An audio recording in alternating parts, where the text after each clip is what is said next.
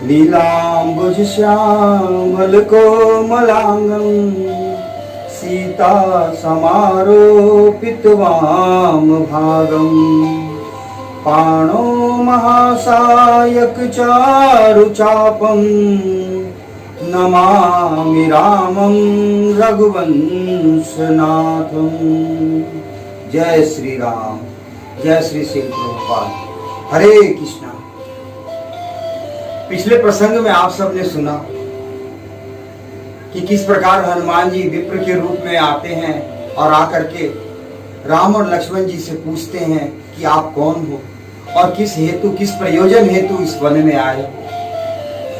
तो राम जी के इशारा करने पर लक्ष्मण जी बताते हैं कि उनकी भार्या, प्रभु श्री राम की भार्या सीता का हरण किस प्रकार से रावण ने कर लिया है और उनकी सहायता, उनके खोज की सहायता हेतु वे इस वन में सुग्रीव को खोजते हुए यहाँ तक आए हैं। यह बात जब हनुमान जी सुनते हैं, उनके मन में तसल्ली हो जाती है और उनको विश्वास हो जाता है कि यह बाली द्वारा भेजा हुआ कोई शत्रु नहीं है, बल्कि ये तो सुग्रीव के कार्य को भी निश्चित ही साध सकते हैं। तो संतुष्ट हुए हनुमान जी भगवान श्री राम और लक्ष्मण जी को लेकर के सुग्रीव जी के समक्ष पहुंचते हैं और सुग्रीव जी के पास जाकर के दोनों भाइयों का परिचय देते हुए सुग्रीव जी से कहते हैं हनुमान जी, ये दोनों भाई अयोध्यापुरी के चक्रवर्ती राजा महाराज दशरथ के पुत्र हैं। इनका नाम राम और इनका नाम लक्ष्मण है। ये दोनों भाई देवी सीता की खोज में इस वन में आए हैं और आपकी सहायता चाहते हैं। सुग्रीव जी के मन में जो शंका रहती है वह समाप्त हो जाती है और वे आश्वस्त करते हुए प्रभु श्री राम को कहते हैं कि निश्चित ही हम आपके इस कार्य में आपकी सहयोगी बनेंगे। तत्पश्चात हनुमान जी वहीं पर काष्ठ से काष्ठ रगड़ करके अग्नि प्रज्वलित करते हैं और प्रभु श्री राम और सुग्रीव जी दोनों एक दूसरे को वचन देते हैं कि अवश्य ही एक दूसरे का सहयोगी बनेंगे। इसके बाद प्रभु श्री राम को सुग्रीव जी देवी सीता के द्वारा फेंके हुए आभूषणों के पोटली को दिखाते हुए कहते हैं कि जिस समय रावण देवी सीता को हर के लेके जा रहा था आकाश मार्ग से, तभी देवी सीता ने यह पोटली हम सबके मध्य में गिरा दी थी। तब से मैंने इसको संभाल करके रखा हुआ है। प्रभु श्री राम जब उस पोटली को खोलते हैं, उसमें देवी सीता के आभूषण को देख करके वे सब, उनको विश्वास हो जाता है कि निश्चित ही देवी सीता कुशलता से है। अब प्रभु श्री राम सुग्रीव जी से कहते हैं कि क्या कारण हो गया जिसके कारण तुम्हारा भाई बाली तुम्हारे प्राण का शत्रु हो गया, तुम सारी वृतांत मुझे बताओ। तो सुग्रीव जी अपने भाई का वृतांत बताते हुए कहते हैं कि एक समय की बात है, मैं दानव का पुत्र मायासुर जो अति बलशाली था, एक दिन जब हम दोनों भाई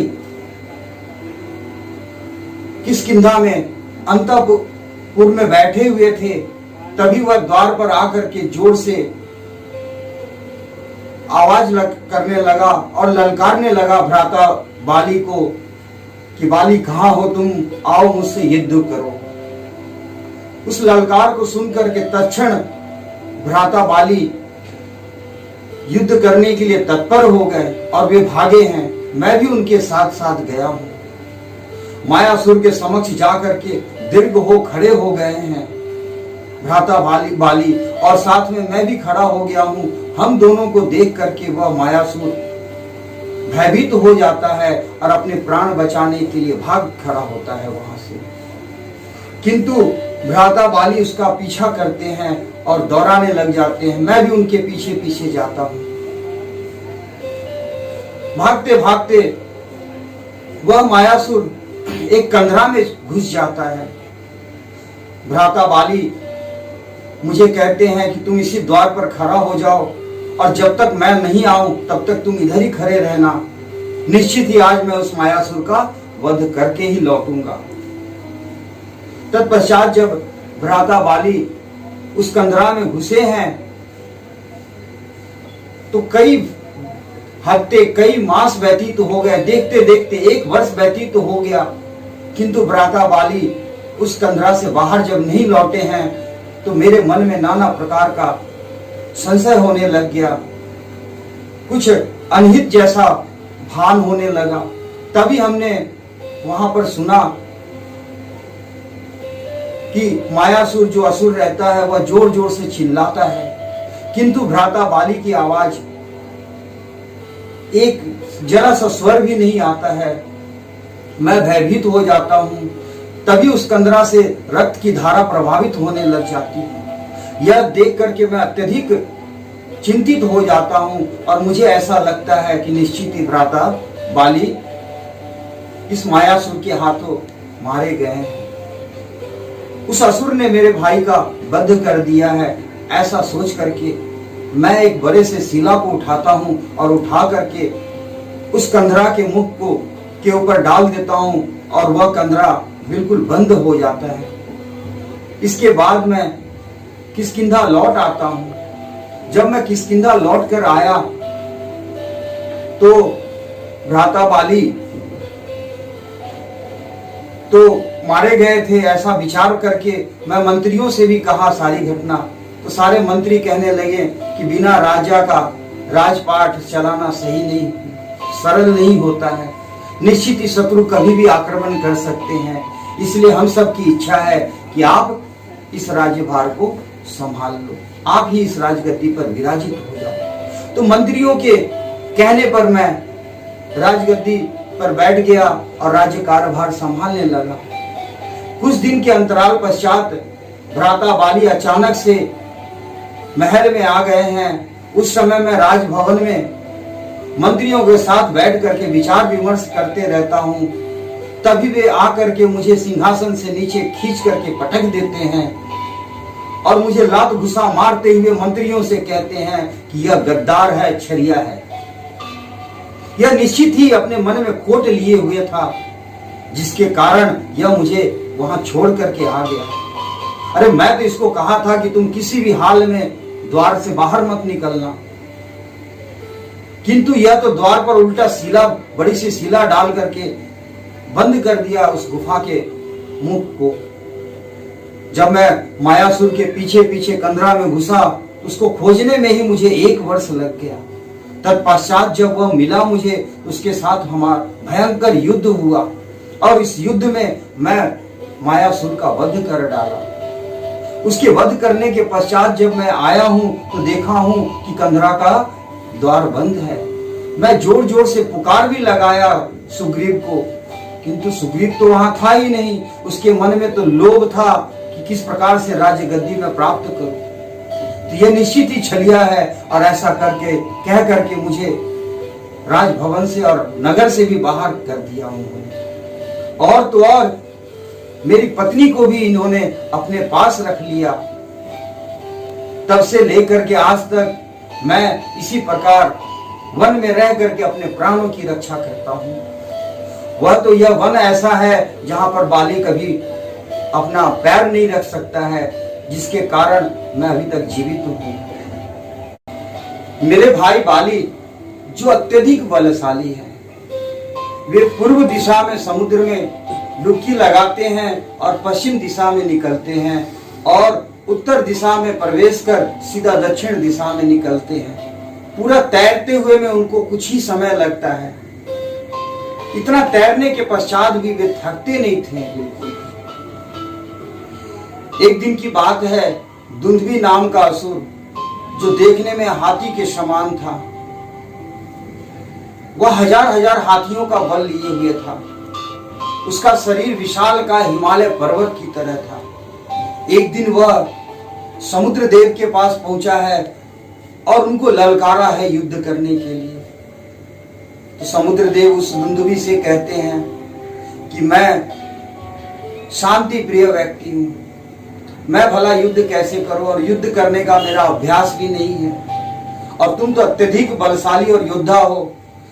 ऐसा करो कि तुम जाकर के पर्वतों के राजा हिमालय से जाकर के युद्ध करो, निश्चित ही तुम्हारी यह कामना वे पूर्ति करेंगे। बल के मद में चूर वह दुंदुभी पहुंच जाता है हिमालय राज के पास में और उनको जाकर के ललकारता है। हिमालय राज प्रस्तुत होते हैं उसके समक्ष और कहते हैं कि तुम्हारे बल के समक्ष मैं बिल्कुल सक्षम नहीं हूं, और कहते हैं युद्ध बराबरी वालों के साथ होना चाहिए। तो यह दुंदुभी कहता है कि इस धरा पर कौन ऐसा है जो मेरे से युद्ध कर सके, मेरा बराबरी कर सके। तो हिमालय राज कहते हैं कि इंद्र के अंश पुत्र बाली जो कि अत्यधिक बलशाली है, निश्चित ही वह तुम्हारी मनोकामना को पूर्ण करेगा। जैसे यह दुंदुभी सुना है, वह तुरंत किष्किंधा पहुंचा है और जा करके भैया बाली को ललकारा है युद्ध के लिए, और कहा है कि कहाँ है बाली, तू आ जाओ और आकर के युद्ध करो मुझसे। निश्चित ही क्षत्रिय किसी शत्रु के ललकारने पर युद्ध के लिए सदैव तत्पर रहते हैं। बाली तुरंत आ जाते हैं युद्ध करने के लिए उस दुंदुभी से, और कुछ ही क्षण के पश्चात उसे धराशायी कर देते हैं, लहूलुहान कर देते हैं अपने मुष्ट पहाड़ से। तत्पश्चात उसे उठा करके दूर तक झुमा करके फेंक देते हैं। जब वह बाली द्वारा फेंका गया है, तभी उसके शरीर से जो रक्त प्रवाहित होते रहती है, वह रक्त मतंग ऋषि के आश्रम में गिरती है, और वह दुंदुभी भी उसी मतंग ऋषि के वन में जाकर के गिरता है। अब यह देख करके मतंग ऋषि क्रोधित हो जाते हैं और कहते हैं कि कौन ऐसा है जिसने मेरे आश्रम को और मेरे इस तपो द्वारा सिद्ध किए हुए वन को दूषित किया है।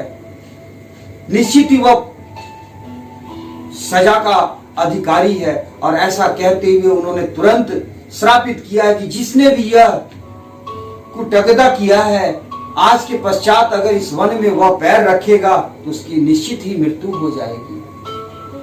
और तो और उनके सहयोगी भी जितने लोग हैं, उन सबको मैं 1 दिवस का समय देता हूं, भागना है भाग जाओ इस वन से, अन्यथा दूसरे दिन अगर वह इस वन में रहेगा तो वह भी शिला रूप मूर्ति में परिवर्तित हो जाएगा। अब सारे बानर जो उस वन में रहते हैं, वे सब जाकर के भैया बाली को यह सूचना देते हैं कि किस प्रकार मतंग ऋषि ने श्रापित कर दिया है। तो तब से भैया बाली इस वन में नहीं आते हैं, और मैं इसी वन में रह करके समय व्यतीत कर रहा हूं। समय समय पर बाली भैया किसी न किसी को भेजते रहते हैं मेरा वध करने के लिए, और कितने ही वीरों को मैं मार चुका हूं अभी तक। तो इतने बलशाली हमारे भ्राता बाली हैं। प्रभु, मुझे आपके वीरता पर शंका नहीं है, किंतु फिर भी मैं अपने मन की संतुष्टि के लिए चाहता हूं कि आप अपने पराक्रम मुझे दिखाएं। प्रभु श्री राम मुस्कुराते हैं और कहते हैं, बोलिए क्या करना है मुझे। तो बाली कहता है कि ये सामने 7 साल की वृक्ष है, विशाल का 7 वृक्ष है, जिसे हमारे भ्राता बाली यूं खेल ही खेल में उखाड़ करके फेंक देते थे। आप इसमें अपना बल मुझे दिखाइए। तो प्रभु श्री राम अपने हाथ में बाण निकालते हैं, और निकाल करके एक ही बाण से उन 7 वृक्षों को ध्वस्त कर देते हैं, और वह बाण 7 वृक्षों साल के वृक्षों को ध्वस्त करते हुए पूरा उनके मयान में आकर के स्थापित शोभायमान हो जाता है। प्रभु श्री राम की इस कीर्ति को देखने के पश्चात बाली पुनः कहता है कि यह जो दुंदुभी का अस्थि पड़ा हुआ है, प्रभु मैं चाहता हूं कि जिस प्रकार भैया ने पूरे बल से इस दुंदुभी को उछाल करके फेंक दिया था, आप भी उसके अस्थियों को उठा करके फेंक के दिखाइए अपने पैर से। प्रभु श्री राम के लिए ये कौन सा बड़ा बात था, जो तीनों लोग को यूं बॉल की तरह, खिलौने की तरह उछाल सकते, उसके लिए क्या मायने रखता है। तो प्रभु श्री राम ने अपने अंगूठे से ही उस अस्थियों को स्पर्श करते हैं और वह अस्थियां उछल करके दूसरी तरफ चली जाती हैं। यह देख करके बाली के मन में संतुष्टि आ जाता है और वह मन ही मन प्रसन्न चित्त हो जाता है। अब प्रभु श्री राम सुग्रीव जी से कहते हैं कि विलंब नहीं करना चाहिए और तुरंत बाली का वध करने के लिए मैं तत्पर हूं, चलो चलते हैं। प्रभु श्री राम, लक्ष्मण, हनुमान जी और सुग्रीव पहुंच जाते हैं किष्किंधा में। वहां पर प्रभु श्री राम के बताए अनुसार सुग्रीव जी जाते हैं और जाकर के बाली को ललकारते हैं युद्ध के लिए। सुग्रीव के ललकार को बाली तुरंत सिरोधार्य करता है और तुरंत प्रस्तुत हो जाता है युद्ध के लिए। और सुग्रीव से बाली कहता है कि निश्चित आज तेरी मृत्यु आ गई है, तभी तू मेरे पास चल करके आया है। दोनों भाई में घमासान युद्ध होता है और इस युद्ध में सुग्रीव घायल हो जाते हैं और किसी प्रकार से अपने प्राण की रक्षा करते हुए पुनः वे उसी वन में जाकर के छिप जाते हैं। कुछ देर तक तो बाली पीछा किया है सुग्रीव का।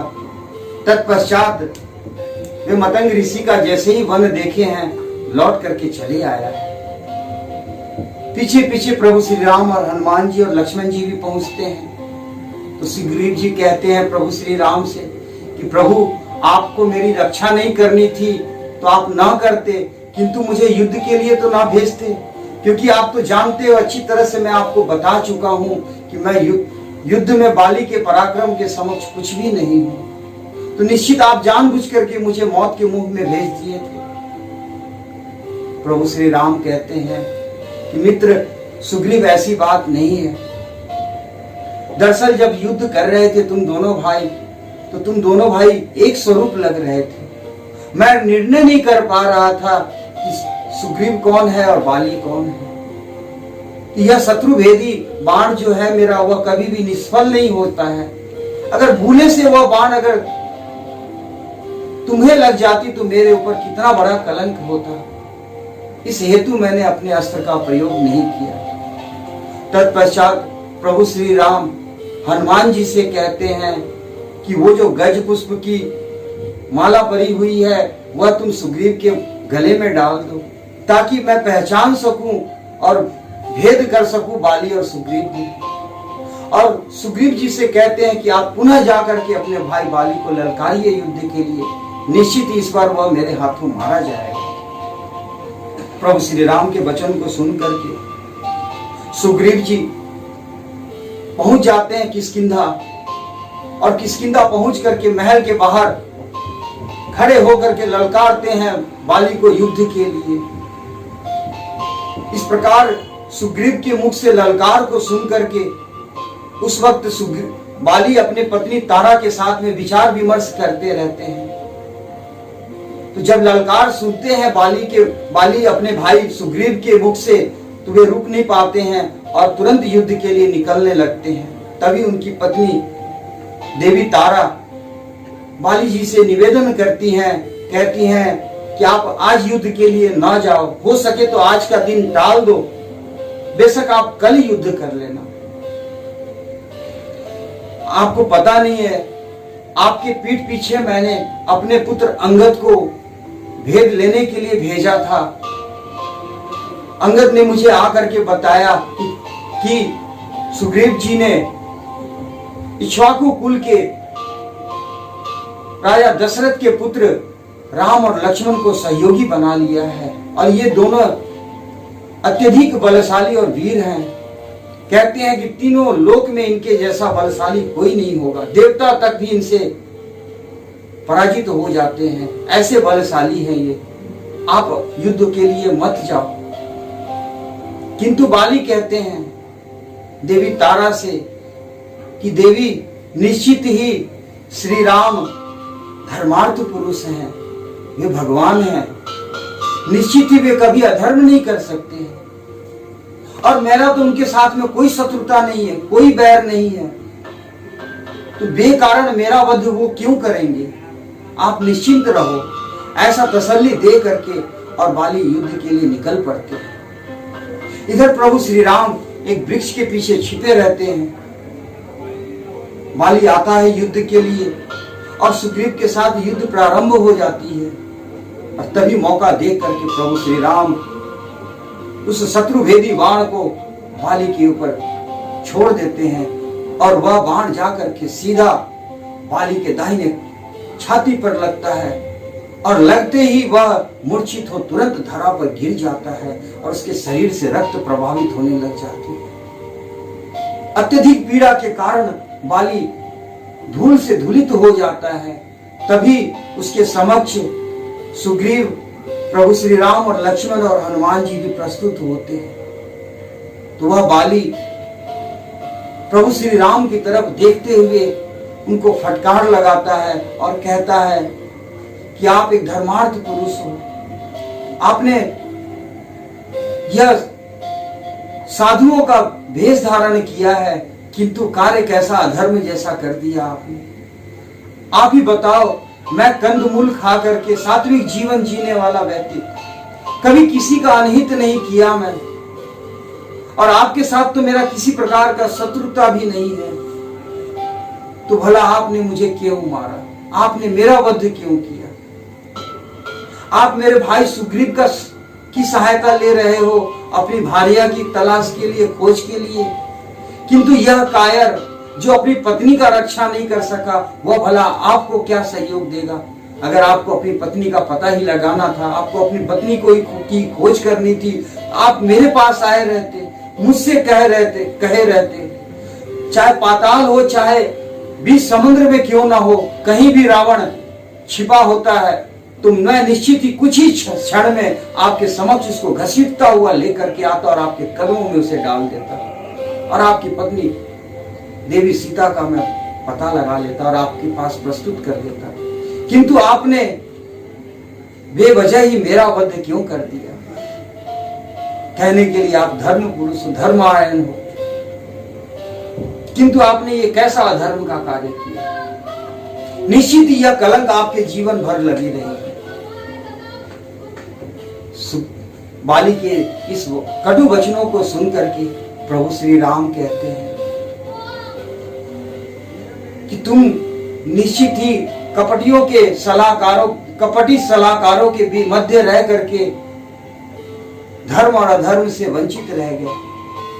तुम्हें शायद यह पता नहीं है कि पर स्त्री पर दृष्टि रखने वाला व्यक्ति का सदैव अनर्थ ही होता है। और तुमने तो अपने छोटे भाई की पत्नी, कहते हैं कि छोटा भाई पुत्र स्वरूप समान होता है और उसकी जो पत्नी होती है वह पुत्री के समान होती है, और तूने उस पुत्री समान भाई की वधू को जबरदस्ती अपने पास रख लिया और नित्य उसका बलात्कार करते हो। ये इससे बड़ा भला और अधर्म क्या होगा? इस कारण तुम्हारी मृत्यु हुई है, इस कारण तुम मारे गए मेरे हाथ से, क्योंकि मेरे भाई भरत इस समय अयोध्या के राजा हैं और मैं वो अयोध्या में रह करके पूरे नगर की देखभाल रक्षा कर रहे हैं और मुझे वन में भेजा गया है ताकि वन का रक्षा मैं कर सकूं।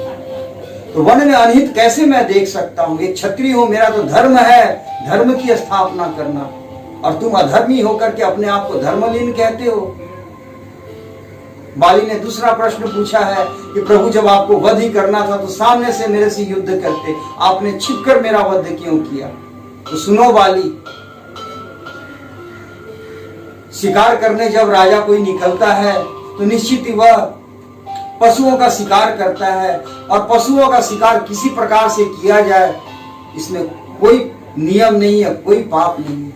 और तुम्हें जो यह मैं सजा दिया हूं, ये तुम्हारे पाप कर्मों का सजा दिया हूं। जिस प्रकार कोई अपराधी अपराध करता है तो राजा उसे उपयुक्त सजा सुनाता है जिससे उसका पाप का निवृत्ति हो जाता है, उसी प्रकार से आज तुम मेरे हाथों मारे गए हो और तुम सब पापों से मुक्त हो गए। भगवान श्री राम बाली कराते हुए प्रभु श्री राम से निवेदन करता है कि प्रभु श्री राम, मेरा आपसे एक निवेदन है। मेरा पुत्र अंगद, जो मुझे प्राणों से भी अति प्रिय था मेरा, मैं अपने जीते जी कभी उसको किसी प्रकार की कष्ट नहीं होने दिया, किसी वस्तु का अभाव नहीं होने दिया। अब आप एक वचन दो मुझे कि जिस प्रकार से आप अपने भाई लक्ष्मण का ख्याल रखते हो, उसी प्रकार से मेरे पुत्र अंगद का भी ख्याल रखोगे। प्रभु श्री राम वचन देते हैं बाली को कि निश्चित ही मैं लक्ष्मण और सुग्रीव के साथ साथ अंगद का भी पूर्ण ख्याल रखूंगा। तभी देवी तारा आ जाती है वहां पर और अपने पति की इस अवस्था को देख करके विलाप करती है, काफी फूट फूट करके रोते हुए कहती हैं कि मैंने आपसे कहा था कि आप पराई स्त्री का गमन मत करो, यह सत्य नहीं, सही नहीं है, धर्म विरुद्ध कार्य है और इसका अंत बहुत बुरा होना है। किंतु आपने मेरी सलाह नहीं मानी, कभी मेरी बात नहीं मानी, सदैव मुझे फटकार दिया करते थे। आज कितनी घोर पीड़ा हो रही है मुझे आपकी इस अवस्था को देख करके। जो आप इतने सुंदर सेज पर सोया करते थे, आज भूमि देवी पर लेटे हुए हैं। हाँ विधाता, ये कैसा दिन मुझे दिखा रहे हो। इस प्रकार विलाप करते हुए देवी तारा को देख करके प्रभु श्री राम उनको संतावना देते हैं। तत्पश्चात बाली अपने प्राण को छोड़ देता है और परम पद को प्राप्ति करता है। अब यहां से प्रभु श्री राम अंगद के हाथों बाली के दाह संस्कार करवाते हैं, जलांजलि दिलवाते हैं। तत्पश्चात किष्किंधा के राजगद्दी पर सुग्रीव जी को स्थापित करवाते हैं। अब सुग्रीव जी राजगद्दी को पाते ही, राज्य के ऐश्वर्यों को पाते ही प्रभु श्री राम को दिया हुआ वचन भूल जाता है। देखते ही देखते वर्षा ऋतु आती है, वर्षा ऋतु समाप्त हो जाती है, शरद ऋतु आती है, किंतु सुग्रीव को भान ही नहीं होता है कि उसने प्रभु श्री राम का कार्य साधने का वचन दिया है। एक दिन प्रभु श्री राम लक्ष्मण के साथ बैठे रहते हैं और देवी सीता को याद करते रहते हैं और तभी अचानक से लक्ष्मण जी से कहते हैं कि लक्ष्मण, लगता है कि सुग्रीव अपने वचन से विमुख हो गया है, जाओ जाकर के उसे स्मृति कराओ कि उसने मुझे क्या वचन दिया है। लक्ष्मण जी क्रोधित हुए तुरंत किष्किंधा पहुंचते हैं और राजमहल में पहुंच करके पुकार लगाते हैं सुग्रीव को। जैसे ही लक्ष्मण जी के क्रोध स्वरूप का पता चलता है सुग्रीव को, तो सुग्रीव जी उनका सामना नहीं कर पाते हैं और देवी तारा को भेजते हैं समझाने के लिए लक्ष्मण जी को। देवी तारा अपने मधुर वचनों से युक्ति भरे वार्तालाप द्वारा लक्ष्मण जी के क्रोध को शांत करती हैं। तत्पश्चात हनुमान जी और सुग्रीव जी आकर के लक्ष्मण जी को आश्वस्त करते हुए कहते हैं कि निश्चित ही गलती किया है सुग्रीव जी ने, किंतु अब विलंब नहीं होगा, तुरंत देवी सीता का खोज किया जाएगा। और प्रभु सुग्रीव जी कहते हैं प्रभु श्री राम से जाकर के कह दीजिए कि मैं आज ही और इसी क्षण चारों दिशाओं में अपने दूत को भेज देता हूं देवी सीता का पता लगाने के लिए। अब आगे क्या होता है, आगे के प्रसंग में सुनिएगा। हरे कृष्ण।